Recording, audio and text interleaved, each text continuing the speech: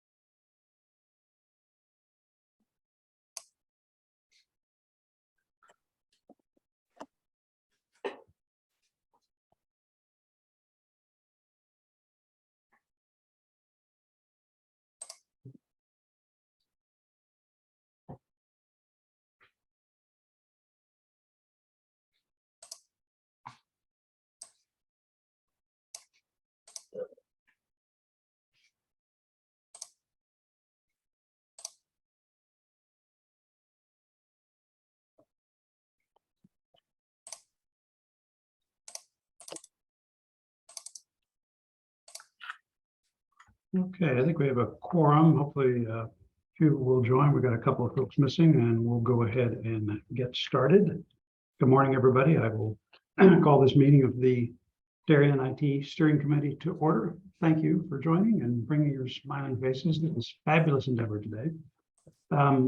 We have some good stuff actually to go through today. So thanks to the teams for their work and continued efforts on all this. And we will get right to it. Let me start with, actually I'm going to start with Jeff. So Jeff Krause, Jeff and his team, which is, Jeff Adams and Kate have worked up a series of policies for consideration. And these are all pertaining to a variety of things related to IT. You all have received a copy of these policies by email prior to this meeting. So hopefully you've had a chance to go through them. I printed, read through, and commented on all of them myself. I think they're terrific, but I will let the good Mr. Krause take it from here and give us a quick overview of what he's got for us today. Yeah. Okay, superb, John. Just the background again on these policies is that we have a set of practices in place that are that we've had in place for a number of years and continue to improve, but we haven't had the policy foundation that says these are the objectives, this is what we are trying to achieve, and we should over time develop practices and procedures that really adopt in the direction of these policies. And so what Jeff brought to the team was it's time for us to get in place, and actually he had done background work a couple of years ago on getting the foundation laid for these policies so that we can, so the tenor of the three main directions of the policies. One is an acceptable use policy, just a basic foundational understanding of what anyone who uses the IT systems of the town of Darien are signing up for when they, what's acceptable on our networks. The second set of policies is around how we respond to different security incidents, what are security breaches, what do we define, and then what's our practice and policy for addressing those security breaches and then remediating those security breaches. The last category is around software procurement, where we have practices right now that might be misaligned and where we have we don't have a consistent procurement and assessment policy for how our software is going to impact the town, how software that we purchase is going to impact the infrastructure that we're on. So this just, the software procurement policy you have here just lays out a simple process aligned with our budgeting and financial approvals process that makes sure that we have consistency in our IT purchasing. So that's the sentiment and the intent behind these four policies. And with that, I'll put them in front of you, and I and Kate and Jeff can answer any questions or thoughts or comments you might have on them. Well, I guess I'll start. First of all, these are absolutely terrific. I think this is, I had a chance to go through them in detail, and I think they are just great. I had a couple of specific comments on each one. If you're game, I can kind of quickly go through those. Does that make sense for everybody? And then I'll stop at each policy. If anybody has anything to add further, that'd be terrific. I guess I'll go to the acceptable use policy first. So the only thing I mentioned just in the introduction there was the town's right to withdraw internet and email access. I don't know if you would include town-owned equipment as well in the event of a violation of something, or whether it should just be internet and email, but that's what it says in the second paragraph. Yeah, exactly. So it was intended just for the IT environment. So, but technology, hardware, and equipment should absolutely be in scope. Yep, I think that's great. The other thing, and this may have been mentioned in one of the other policies and I missed it, but when it talks about email, I know one of the things that I have here at work is making sure that there's a lot of awareness around clicking malicious links and thinking carefully about that. So I don't know if that's something that's in the vulnerability, or I didn't see that particular kind of language, but an exhortation not to do stuff like that. My experience is that the propensity to do that is directly related to age. So not to be ageist, but old people like me, we like to click things. And so anyway, reminders and in large type so that they could read it. I don't want to be ableist here, so Preferably. yes, okay. Let's see, but other than that, on acceptable use, I thought this was great. Those were my only two comments. Anybody else have any comments on the acceptable use policy? Yeah, hey, good morning. This is Dave Young. So thank you so much, and agree. This is a fantastic, fantastic place, and I'm glad you guys took the time to do this. This is excellent. I guess for the acceptable use, one thing I wasn't clear of, kind of, and again, I have a big technology background, is what is the kind of acceptable place to store things and to keep things. Like it talks a lot about don't keep things on your local computer, and I'm not sure. And again, Jeff, this may be for you. Is everything expected to be in Azure in OneDrive, or does the town have servers? Or we can either step through the details now, or that might be a section you may want to add to the top of this, so that what is the acceptable use is understood. I could take a stab, but let me defer to Jeff. Yeah, so we're all on-prem. The town does not use any cloud storage at the present time. So everything is on-prem, and that's where everything is expected to be stored. So as to putting that type of language into the policy, yeah, we could work on that. And again, just a suggestion, because reading through it again, it says don't keep things on your local laptop, which I'm 100%. My attitude is always that laptop should be able to go in a lake. I should be able to hand you a new one, and you shouldn't miss a beat. So that's always the goal. It is multi-factor authentication something that should be required, will be required. Again, I don't know if this is in effect like now, or this is in effect a year from now or 6 months from now. And well, that's one of the things that we talked about, is that multi-factor authentication in particular, for which systems across the town systems. We already have multi-factor in place for some of the systems, obviously most critical, but the question becomes at what pace and what policy. We talked about whether or not we would make multi-factor the standard policy across the board, and felt that was far too kind of broad stroke, that it would pick up software applications that really didn't need it or require it. So Jeff, back to you and Kate on those thoughts. Okay. Yeah, one of my concerns with requiring multi-factor across the board is when it comes to email, and the number of people just like you who get town emails, and what kind of pushback we might get. But we may end up in a place where we don't really have a choice, so we won't be able to get cyber protection if we don't have multi-factor authentication. yeah, I mean, and again, I'd highly recommend it just for logging in right to the email accounts or to your basic account or to your machine. It doesn't necessarily need to be for every application, but it is the number one easy way to kind of help gets rid of all password, worries and stuff like that. And then the only thing I had I'll say a big concern about, I had some other minor things like putting examples in a couple of places. I won't go down that road.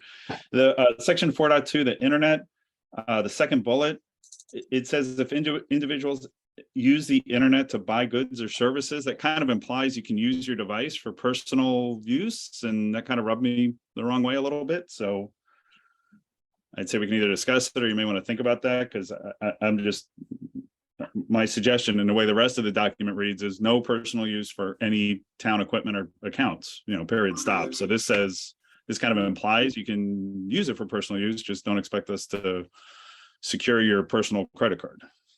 Unless the intent is different. And well, we can clarify that it's for town purchases, because we do buy things for the town on the internet. Well, but then it says you're buying good town goods or services, that the town's then not going to accept liability for payment for those services, but you're buying a town service. I don't know. it just specifically says personal information is the last two words. So, and Okay. again, that's Okay. I think confusing for me. Okay. Reading Yeah. that in the background. So,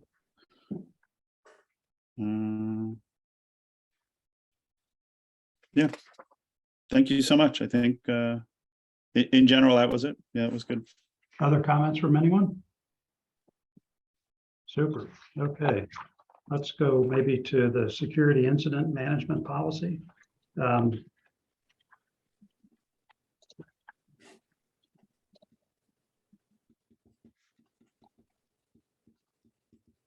Actually, this one, the only comment I had was a general one around communication and coordination. So if it's an incident of any significance, maybe this really rests with the first selectman to coordinate or make decisions with regard to communicating with the public about this.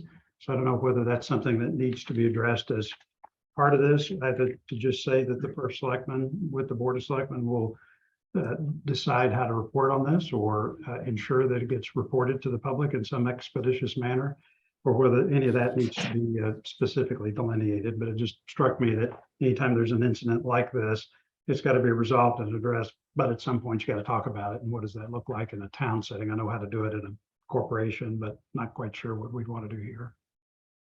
Yeah, we talked about the response and the reporting, the communication lines kind of within the town of Darien, because, and we brought out the thoughts that there are security incidents of varying degrees of importance and impact for the town. Everything from email phishing, which we get nearly every day, up to a major breach of our of the financial systems. And so there's, on that sliding scale, being able to draw bright lines in terms of what gets communicated when, or what, and then what gets disseminated and in what format to the residents was something we stayed silent on. I guess we could put in I mean, again, it would be, it's kind of a generic statement that just says at the discretion of the first selectman, that the such incidents are communicated to residents. So, but I'm not, I think that enhances it by saying the intention here is to communicate and with transparency without being specific in terms of what line you have to cross in order for that to be true. Yeah, I kind of like that because it acknowledges the need to do that and our responsibility to do that while not creating something inflexible and just leaving it to the first selectman's discretion to decide how and when to do it. So, yeah, that was my only comment on this policy. Anybody else have any thoughts on the security incident management policy? Only, there was just one spot, section 4, where it just said agent, contractors and vendors didn't list volunteers. Every place else we list volunteers, and I think it's critical because we are major. Yeah, I know you got it everywhere else, but I caught that one. Sorry. You just said section 4. Section 4, the first sentence. Yeah. Yeah, because we added that and expanded it. So got it. Yeah, and then it just felt a little bit, the password disclosure, again, it's fine to have it in 2 places. It just felt like a duplicate of what we just talked about in the other document, but you just got to be careful. If you do that, then you update one, you got to remember to update both of them. Historically, the way I've done it is just say, go see the other documents, and you have it in one place, but that's just style points, as I say. So whatever you guys are comfortable with. But thank you. No, I thought it was fantastic. Other comments? Okay. Vulnerability assessment and management policy. One general comment, and that is being careful about specifics. So I know as an SEC registered investment advisor, one of the things you have to be very careful about in your policies is that if you say you're going to do something, you actually need to do that. Otherwise, there can be problems. Now, we're not in the same regulatory environment, but I would just raise the point of making sure that whatever commitments we have in the policy, that there's actually an understanding that we're actually going to do those things. So for example, in section 4.1, second paragraph, it says assessments shall be performed at a minimum on an annual basis. Can't disagree with that, but we actually need to make sure that that's going to be done. And if we can't really be sure about that, then what you might want to do is take that statement and similar statements and say things like, we're going to do assessments regularly and leave the timing discretion to the discretion of the director of IT or something like that, where you're on paper saying we're going to commit to doing that, but you're not going to get hanged because it wasn't precisely done within a 12-month calendar year. So that's one general comment. The other thing is, do we have for equipment that can be taken off site, are those encrypted in some way and set up with kind of a remote wipe capability if they're lost, that they can be disabled in that fashion? I don't know if that fits into this policy or whether that's a relevant point to bring up. Jeff? Yeah, right now, no, we don't have any type of encryption on remote devices. Okay. Are you But we have the able to wipe- capability to set it up, so. Okay. Are you able to wipe those devices if they're lost? No. Okay. Is that something you'd like to be able to do or would recommend, or is that still in the thinking phase? Still in the thinking phase right now. Okay, fair point. Yeah.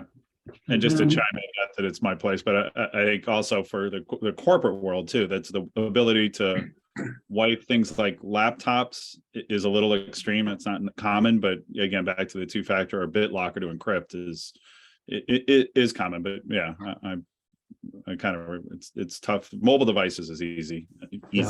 There's things there, but full laptops is a little tougher. Yeah.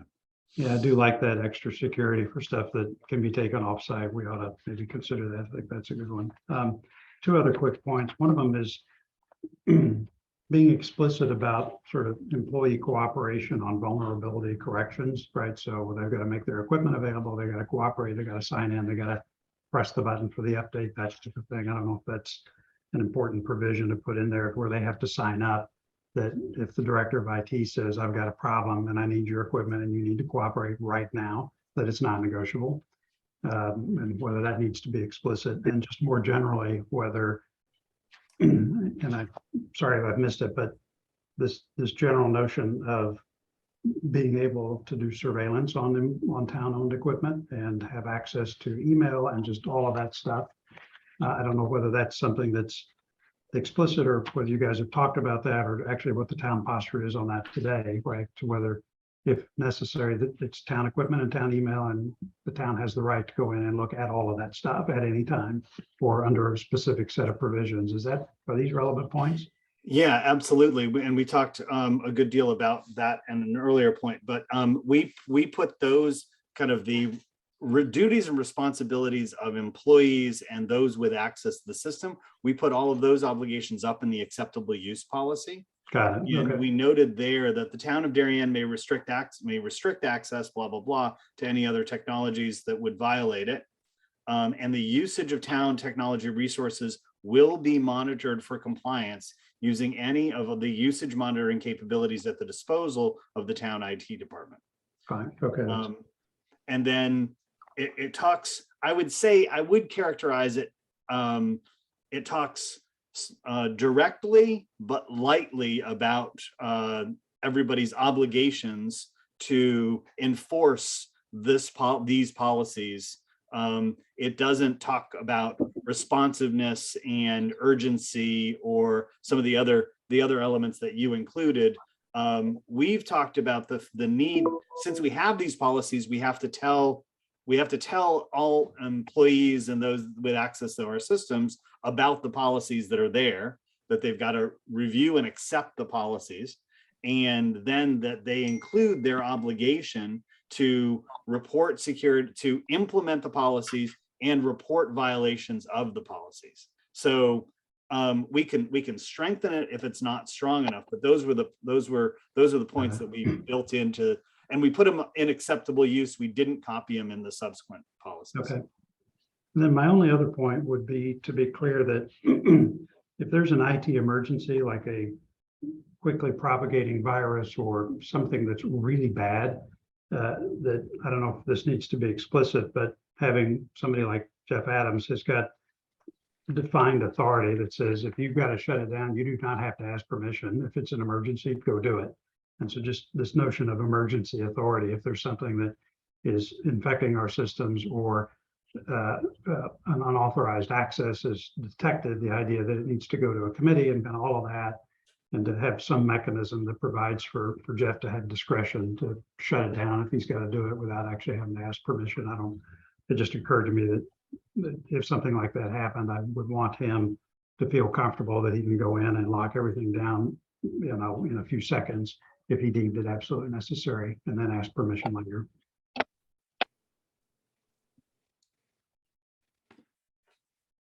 Okay, other comments on, this is really great, vulnerability assessment and management. Any other comments on that? So I guess my comment, and John, I was very impressed and happy to see kind of the opposite of what you're saying. I totally agree. If you're gonna say you're gonna do an annual, right, you need to do an annual. But I was happy to see a real date in there, a real time frame in there versus the fuzzy, because I'm totally fine with that. If you're No, gonna I hear you. sign You up. gotta make sure. Yep. We You gotta make sure you can do it. Yeah, 100% we- agree. And we stopped, we paused at that, at whether to put that specificity in there, and kind of stared at Jeff and said, Jeff, this is what you're signing up for. So you gotta nod or indicate something that says that this is okay. So See little beads of sweat on his forehead, so I think we're in good shape. And I'm guessing too, I think, Kate, you mentioned cybersecurity. I would expect that any cybersecurity insurance or anything like that is going to require hard dates instead of the soft dates. I would think, but no, I put a huge check mark, and that's fantastic. I also was impressed in the 4.2, the last paragraph, about the remediation and the urgency around remediation when vulnerabilities are found. So that's, again, I think fantastic, and yeah, I hope you guys were able to do it. Was there any discussion though around, on a regular basis? I don't know, it needs to be annual, or do we have any compliance requirements to have a third party do it on any 5-year or 2-year or 3 years? Is there any discussion around that though, instead of us just doing it ourselves as a town?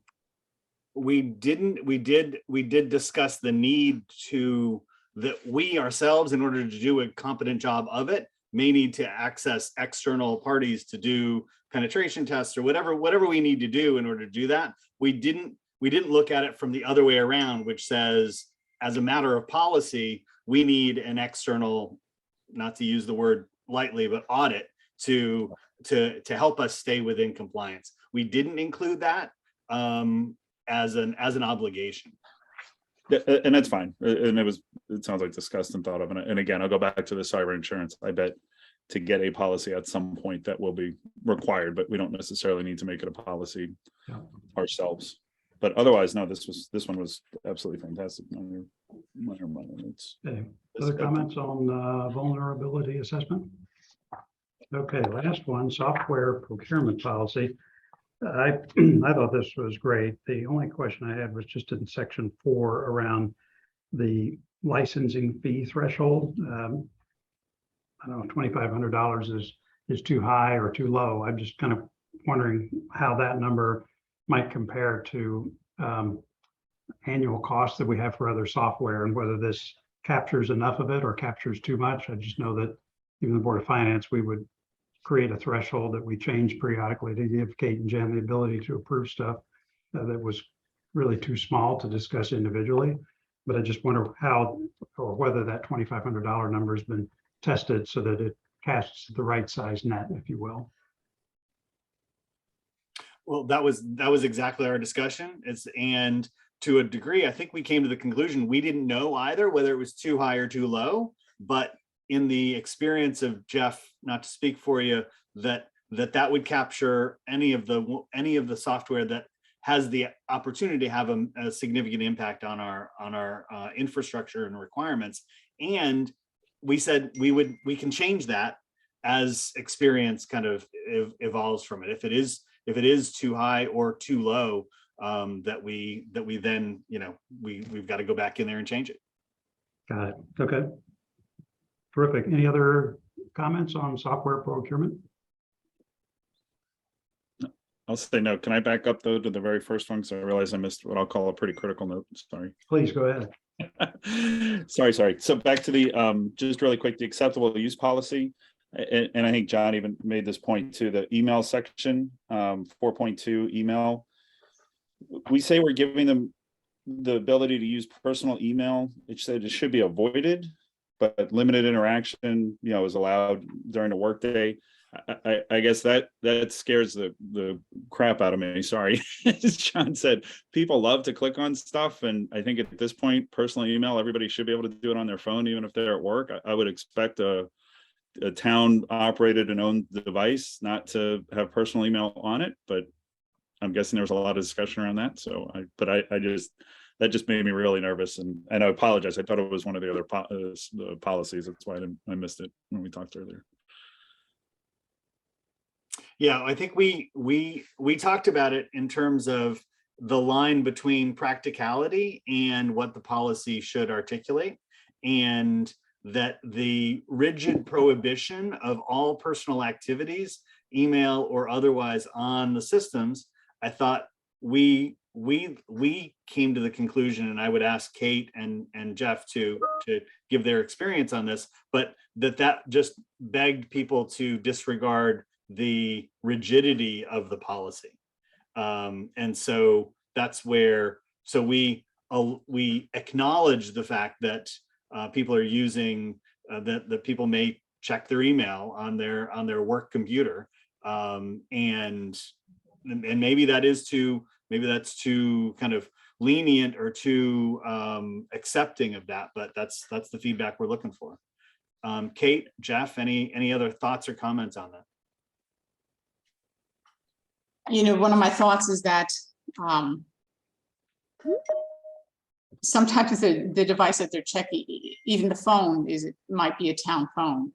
I think if we emphasize that the same care needs to be taken when accessing personal email, that would be appropriate. The other thing is, they should be limiting personal business during town working hours, period. They shouldn't be checking their email when they're supposed to be working. No, So I guess that's a side HR discussion, in my opinion. I guess my concern is we're basically saying it's okay to use personal email on a town device. So that then opens us up to, I think, phishing, malware, ransomware, because again, it's going to be that click that John does because it's in so just two things on that. We know they're going to do it. Well, but that's fine. But we know it's going to happen. So I think we want to try and make sure it happens at least with the right rules. But anybody who's going to click on something in their personal email is going to do it in their work email. Yeah. But okay. Okay. I think we're trying to recognize reality here, and like Jeff said, not make it so strict that they just ignore the whole thing. But then that's their decision. But I guess I'm looking at it from and I'll say legal. I mean, I'm not a lawyer, but from an IT director perspective, I need to have something in my companies when I've had that role to say, look, you're not supposed to do this, you did something bad, and now there's consequences, potentially losing their job. I mean, if somebody clicks on something as they were using personal email when we specifically told them not to, and they caused ransomware for my company, they're probably losing their job. So again, I'm taking it maybe from a corporate, a different perspective. It just, I hear what you're saying. Practical standpoints, you're right. People are going to do things all the time they're not, legally supposed to do, and I get it. I'm just, I guess, raising it as a concern. That's kind of why we're here to discuss. So thank you for listening. I don't know how the town's posture has evolved on that. I know in my world, I mean, as a practical matter, particularly if you're attracting young people to work in your organization, the idea that they can't use their work device to check personal stuff, buy something on Amazon, check personal email, I mean, even have Dropbox, all that kind of stuff. You just, you permit it and tell them what they can and can't do with it, as opposed to prescribing it. So that's just been my experience, but gosh, that's awful hard to manage. Yeah, Dave, do you take it as far as, I mean, we can shut down Yahoo Mail for the entire network, and then that takes care, that enforces the policy. Do you take it that far, or are you saying just put it in the policy so that if something does happen, we're safeguarded? I mean, again, I've worked for, at this point, 5 different companies. We typically have not gone to that extreme of shutting it down.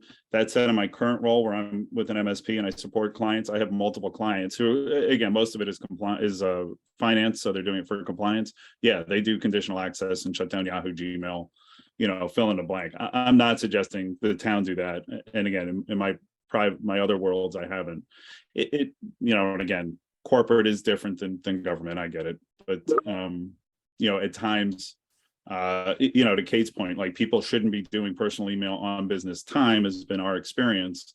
So it kind of has also been a way for HR to say, hey, can you check and see if this person's accessing Yahoo during business hours or whatever, so it's kind of I'll say backdoor way to check to see how much they're working or not, which again, different discussion, HR discussion. But that's kind of why I brought up the point before that says, okay, we're going to permit you to have access to this, but if we have to go in and check to see how much time you're fooling around on the internet or what site you're going or lots of Instagram on your phone during working hours, that type of thing, we're going to have a conversation. We gave you permission to do this, but there was a responsibility attached to it, as opposed to saying you simply can't do it. And my general view is to opt towards the former, just because if people have access, but they're told how to be responsible about it, that's generally a better approach. I don't know. Mm-hmm.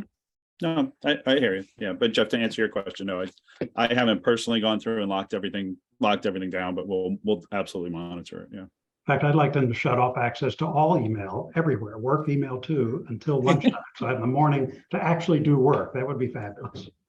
Anyway, but hope springs eternal. Okay.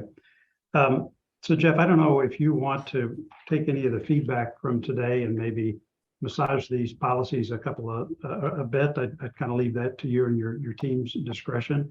But what I'd love to do is whenever you're ready, is to take the recommended draft for all 4 of those policies, and then Kate can help me get that on the next Board of Selectmen agenda, and we can actually review and hopefully vote to approve those, unless there's another procedure you'd like to recommend, Kate. Nope, that's good. Okay, sound good, Jeff? Yeah, that sounds good. I think there are a couple of edits here that we will go through and just and repackage and get them straight back over to you. That's great. Well, you, Jeff, Adams, Kate, I mean, this is absolutely tremendous. Exactly what I think everybody had in mind, and really, really well done. I'm thrilled. This is great. Thank you. Okay.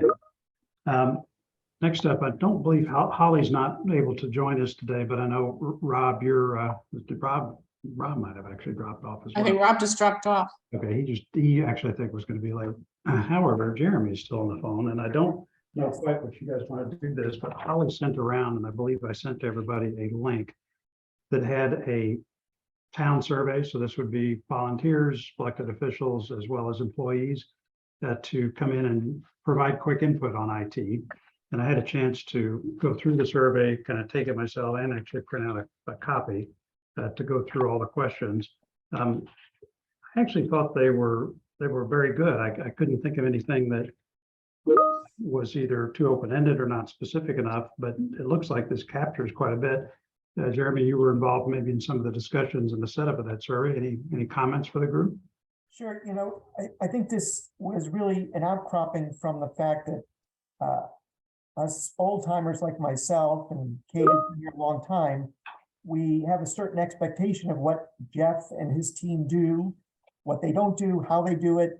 And we said, you know what, newer employees and employees who come at it from a different perspective than us here in Town Hall may have different understandings, expectations, needs. And so Holly's suggestion was, especially I think his background in this, sending a survey out to people for them to understand what's currently being done now by Jeff and his team relative to hardware, software, support, and what their needs are, what their expectations are, and how they use certain services, software, the internet for certain things. And are there gaps in both what we're supplying to people or their expectations?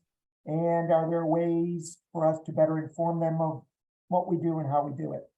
So we try to make the survey as simple as possible from 2 perspectives: is understanding what the role of the person is, whether they work here in this building, whether they work on the Board of Ed, or whether they are a volunteer. One of the interesting facets is it's only in recent years have volunteers for boards and commissions been given a town email address. And so one of the things we need to make them aware of is, hey, you're going to be interacting more and you may have problems with your email address. So what are the expectations relative to that? We just talked about accessible use policy, for example.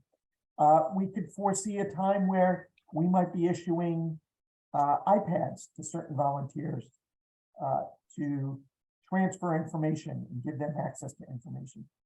So it really is time for us to understand how people get information, what Jeff's team does, and are there ways to supplement that or modify that? So it's hitting it from a number of angles, and the goal is to send it out to, I think, well over, I think, Kate, we estimated about 150 to 200 town volunteers on boards and commissions, all town hall employees.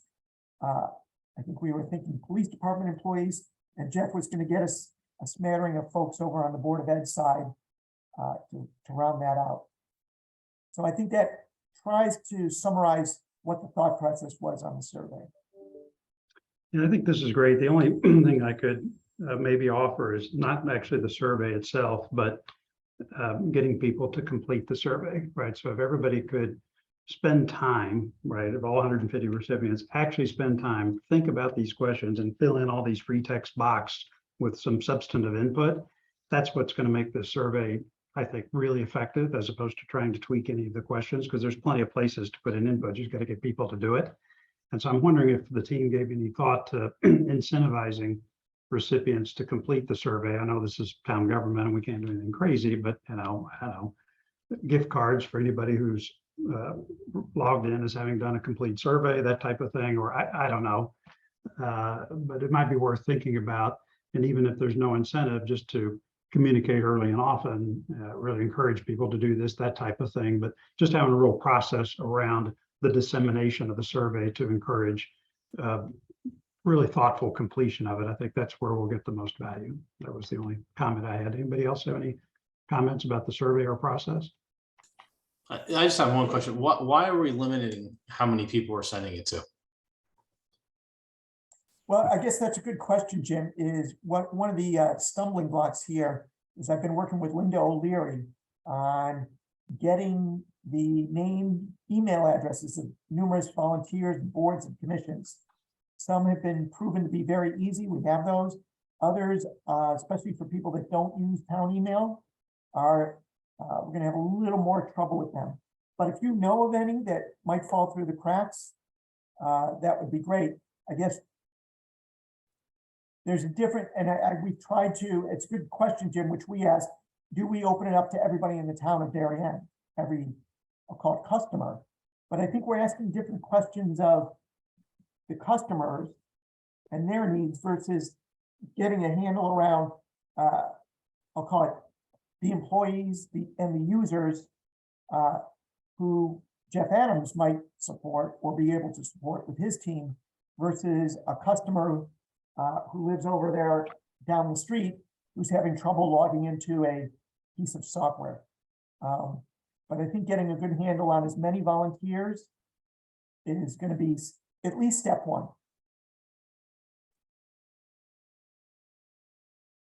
And I think, John, your point about a cover letter with the survey, whether that cover letter comes from Kate or Monica, might give folks the more of an impetus than if it came from someone they might not know.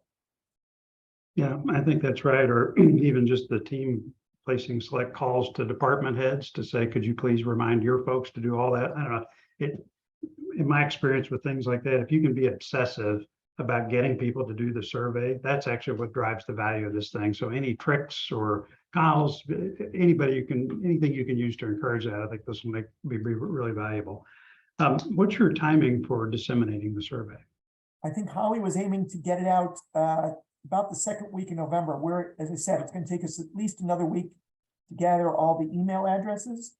And I know she wanted to get feedback from everyone on this committee, if there is any additional tweaking of the questions.